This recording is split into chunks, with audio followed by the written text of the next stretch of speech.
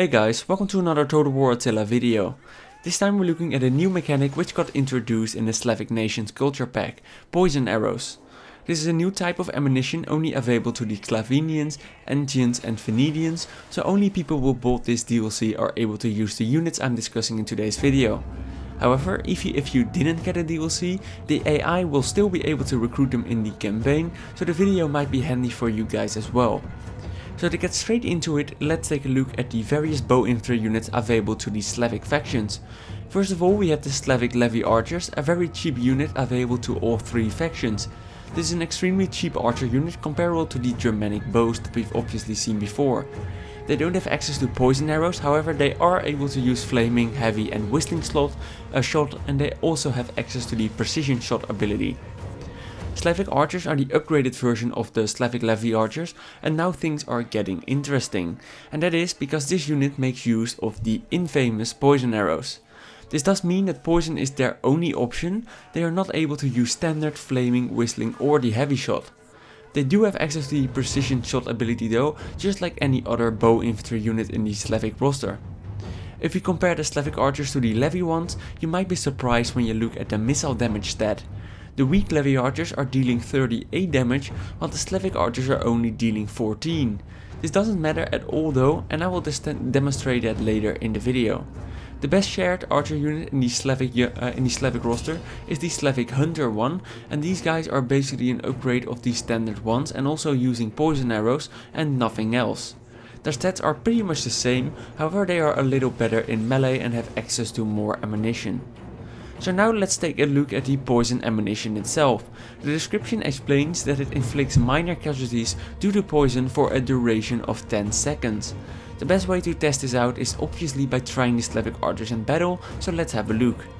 So here we are in a quick battle. I'm using one unit of the Slavic archers, let's put it on pause real quick, which is the best shared archer unit for the Slavs, and as you can see they have access to the poison shot, inflicts minor casualties, etc, etc. So let's just check it out. I'm fighting 5 Royal Instructiones units from the Franks, which is some really heavy infantry, like heavy armored infantry. So let's see what happens. So we'll move forward and we'll start firing on this unit over here. And here we go. As you can see, the green arrow trails. So let's see what happens here. As you can see, I was only targeting this unit, however every single unit in the direction got hit as well. So this does not only affect the unit you're targeting, but also all the units who are close to the unit you're targeting. So I now hit 4 units. Let's pull back a little and see how much damage we did with that first volley. So as you can see, the effect is still going, people are dropping, and it's gone now. So let's see how much damage we did. This unit lost 11 men, this unit lost 17 men. This unit lost 21 men, and this unit lost 15 men, and this one didn't get hit.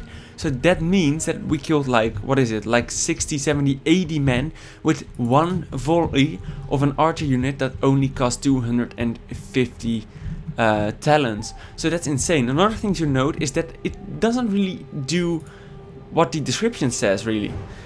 It also does one more thing. As you can see, this unit over here is still active.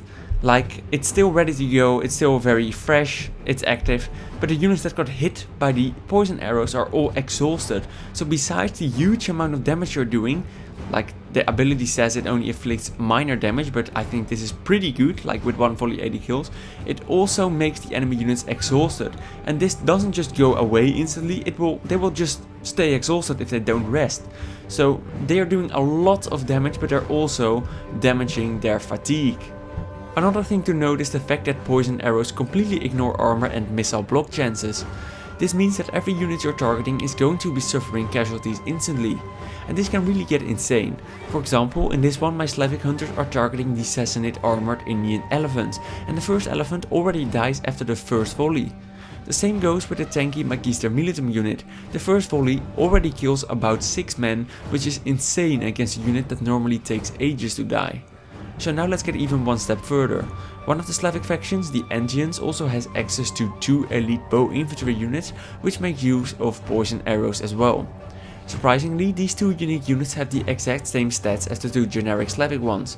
The poison archers have the same stats as the Slavic archers, and the poison hunters have the exact same stats as the Slavic hunters. The difference cannot be found in the stats, but it can be found in the ammunition type.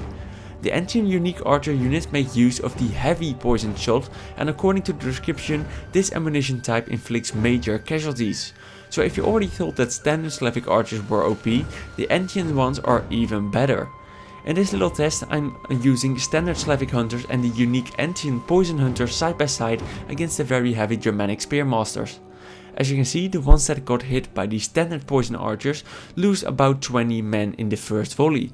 However, the ones who got hit by the Antean unique archer unit with heavy poison arrows received an insane amount of damage, killing approximately 30 men in every unit, including the enemy general in the first volley. You can obviously tell that these guys are able to do an insane amount of damage, and they are probably one of the most powerful units we have ever seen in Total War, to be honest. You might be wondering, is there really no downside at all to these insanely overpowered demons? Yes, there actually is. We have only tested the poison arrows against approaching enemies so far. However, when you're targeting enemies who are already engaged, chances are extremely high that you will poison your own infantry as well. And this means that they will instantly be exhausted and that they will lose about 20 to 30 men with every volley as well. It doesn't matter how many arrows hit, a unit with one Slavic archer and one with 120 men will both kill the same amount of friendlies and enemies. So it's obviously best to stay away from shooting into melee engagements with your own infantry. Another small downside is that kills from poison are not counted towards unit kills. This means that a unit that destroyed 50% of the enemy army might go home with 0 displayed kills. This means that it's extremely hard to gain experience with these units in the campaign mode. Also, the final downside is that you unlock all the poison units very late in the campaign, they're not available right from the start. However, to conclude all this, I have to say that I still find the poison arrows extremely overpowered. Probably the most overpowered thing we have ever seen in Total War.